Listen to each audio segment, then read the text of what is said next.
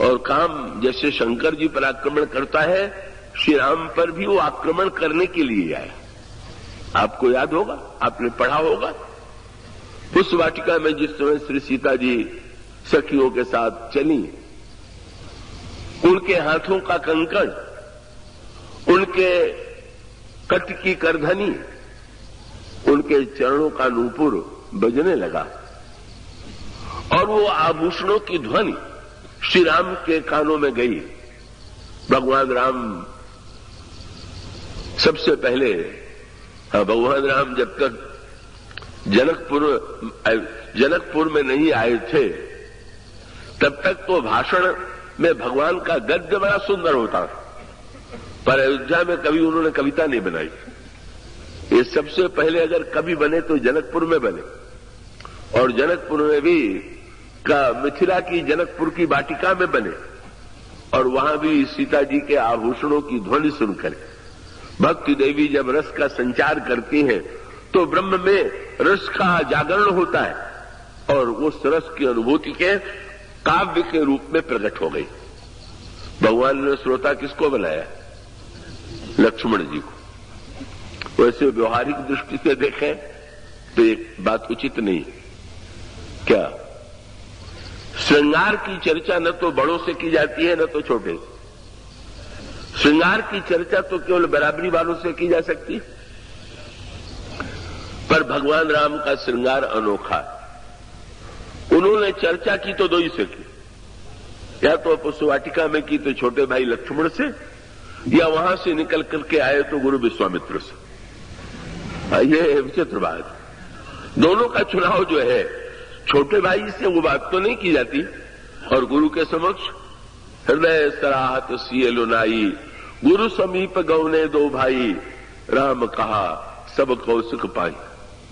श्री राम का काम बड़ा विलक्षण है। श्रृंगार में जो छिपाने की प्रवृत्ति है वो प्रवृत्ति नहीं है।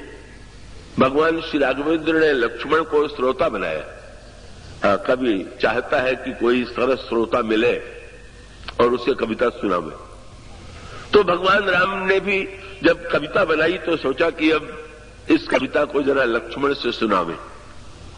पूछा, लक्ष्मण तुमने सुना? तो आभूषणों की ध्वनि लक्ष्मण जी के कान में भी गई। तुम्हें कैसा लग रहा है? लक्ष्मण जी उस समय तो नहीं बोले, उस वाटिका में तो उन्होंने मौन ले लिया, पर बाद में जब प्रभु ने उनसे पूछा कि जब आभूषणों की ध्वनि हुई तो तुम्हें क्या लगा, तो लक्ष्मण जी ने कहा मुझे तो यही लगा कि जैसे वेद की ऋचाओं का नाद हो रहा है, वेद मंत्र की ध्वनि निकल रही। उनका भाव दूसरा है। पर प्रभु ने पुष्पवाटिका में कहा कि ना ना, ये आभूषणों की ध्वनि नहीं है। एक कामदेव जो है मेरे ऊपर आक्रमण करने के लिए बाजे बजाता हुआ आ रहा है। यही भगवान की पहली कविता है पूरे रामायण में। कंकण किंकिनी नूपुर धुनि सुनी, कहत लखन सन राम हृदय गुनी। क्या मानव मदन दुंदुभी गिन्ही, मनसा विश्व विजय कहकीन्ही। लक्ष्मण काम ने ये सोचा कि अलग अलग लोगों को हराने के स्थान पर राम को यदि हरा दे तो राम तो विश्व रूप है, राम के हारने का अर्थ विश्व को हराना।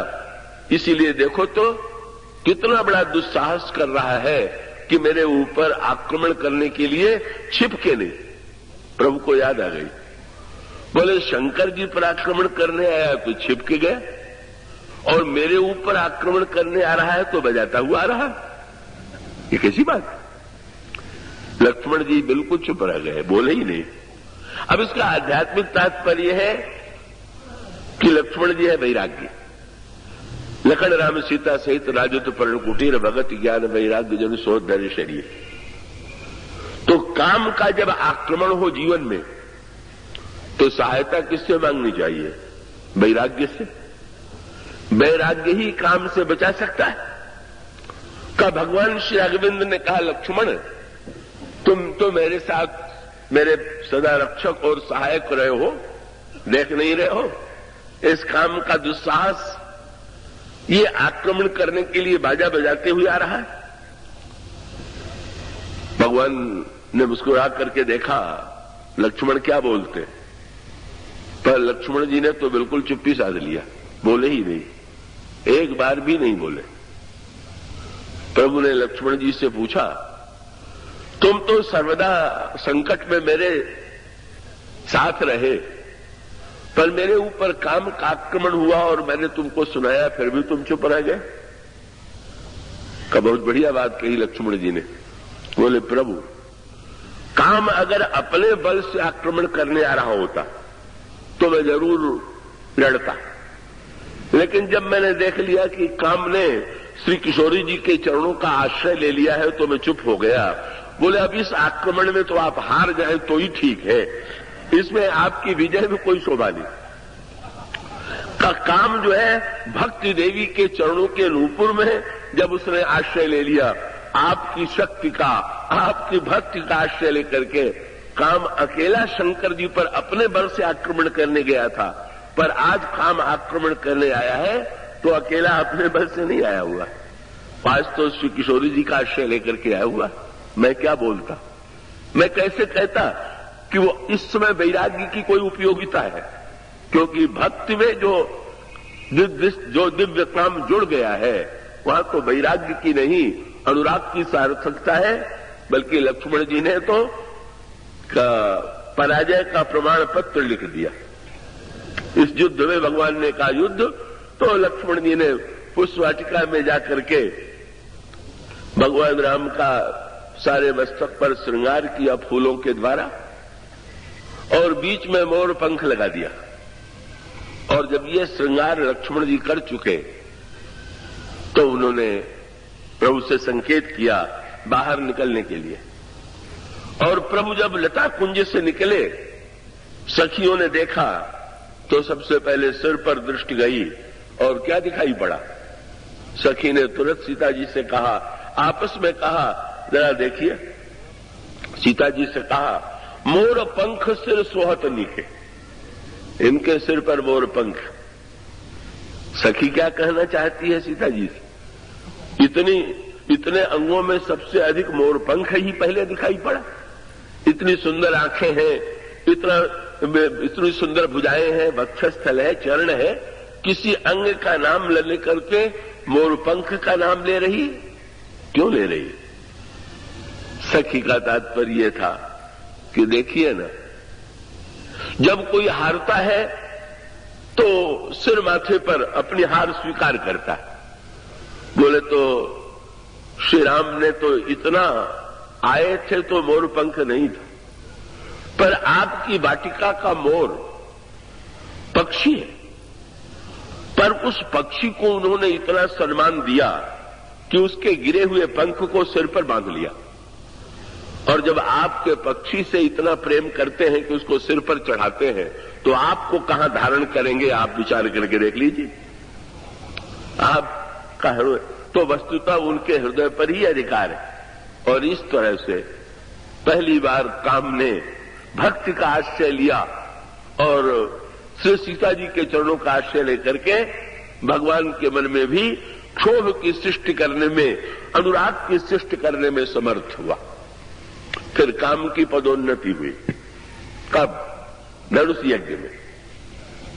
पहले तो चरणों में आया और धनुष यज्ञ में श्री सीता जी भगवान राम को देखना चाहती हैं, पर देखती हैं बिल्कुल एकटक नहीं देख करके ऊपर नीचे देखती हैं और आंखों में बड़ी चंचलता। ये किसकी चंचलता थी? गोस्वामी जी ने कहा सीता जी प्रसन्न हो गई। किस पर? काम के ऊपर। क्यों? बोले तुमने हमारे प्रियतम के हृदय में मेरे राग का संदेश पहुंचा दिया, मेरे प्रेम का संदेश पहुंचा दिया, इसलिए तुम्हें अब मैं चरणों से उठा करके उन्होंने स्थान कहां दे दिया। जिस समय सीता जी श्री राम को देखती हैं उस समय गोस्वामी जी लिखते हैं, प्रमुहि चितव पुनि चितव मही राजत लोचन लोल खेलत मनसिज मीन जुग जनु विधु मंडल डोल। काम आज आंखों में आ गया और बोले तुम्हारी चंचलता का सदुपयोग यही है कि तुम चंचल बने रहो पर निरंतर श्री राम से जुड़े रहो।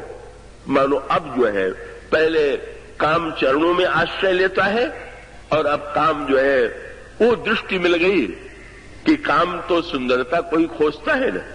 सीता जी ने कहा तुम सुंदरता की ही तो आकृष्ट करते हो व्यक्ति को, तो मैं तुम्हें ऐसी सुंदरता की ओर ले जाती हूं जिसको पा करके तुम धन्य हो जाओगे। सो काम ने पहले चरणों का आश्रय पाया और बाद में नेत्रों का।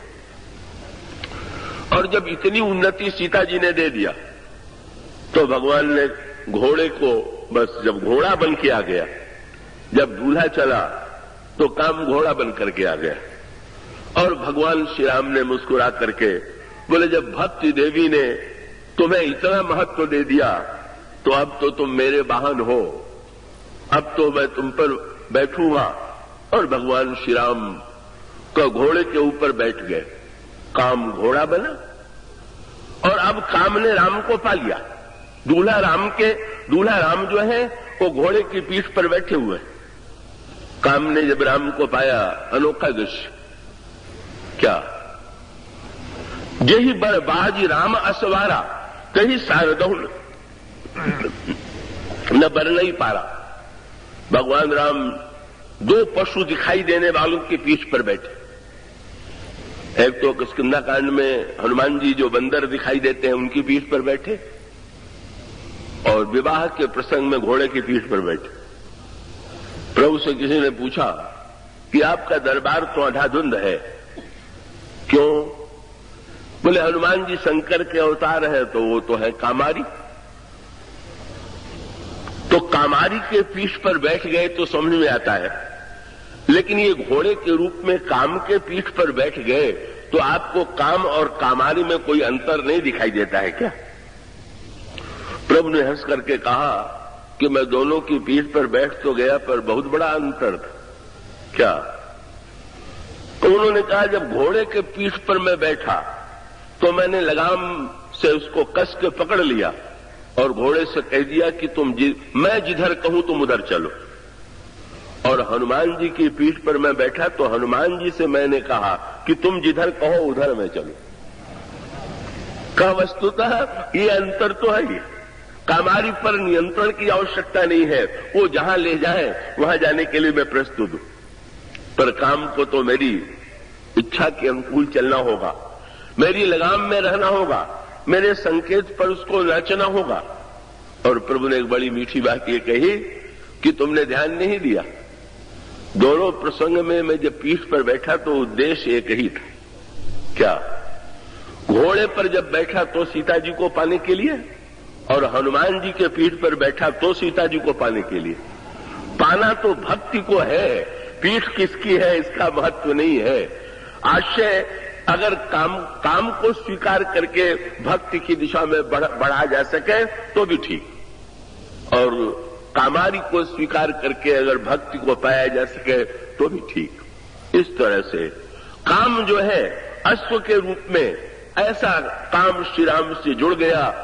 जनु बाजु वेश बनाई मन सिज राम हित अति सोहई, आपने बय बल रूप गुणगति सकल भुवन विमोहई, जगमगत जीन जराव ज्योति सुमोति मानिक मन लगे, किंकिन ललाम लगाम ललित विलोक सुर नर मुन ठगे। जब भगवान ने उसकी लगाम पढ़ करके नचाना प्रारंभ किया, भक्त लोग बड़े प्रसन्न हो गए। बोले प्रभु काम ने सारे संसार को नचाया, पर आज आप उसको नचा रहे हैं, इससे बढ़िया कोई दृश्य नहीं हो सकता है।